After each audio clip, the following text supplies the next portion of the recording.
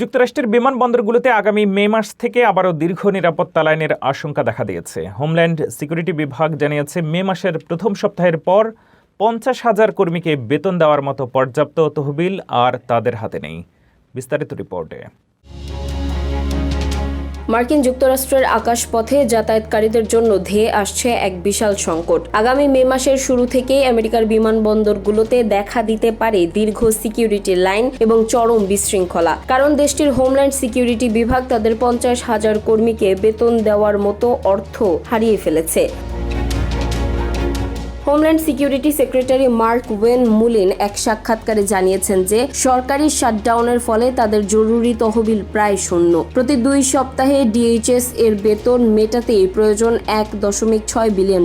President Trump এর আগে বিশেষ আদেশে জরুরি ফান্ড ব্যবহারের অনুমতি দিলেও মুলিন স্পষ্ট করেছেন যে সেই টাকা ফুরিয়ে গেছে এবং নতুন কোনো নির্বাহী আদেশেও কাজ হবে না, কারণ কোষাগারে আর কোনো অর্থ অবশিষ্ট নেই।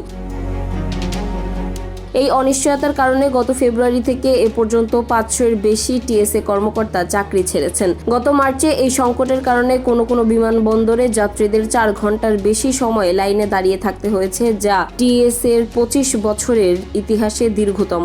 এয়ারলাইন্স ফর আমেরিকার সিইও ক্রিস সুনানু হুঁশিয়ারি দিয়ে বলেছেন, এই কর্মীদের তৃতীয়বারের মতো বিনা বেতনে কাজ করতে বাধ্য করা যায় না।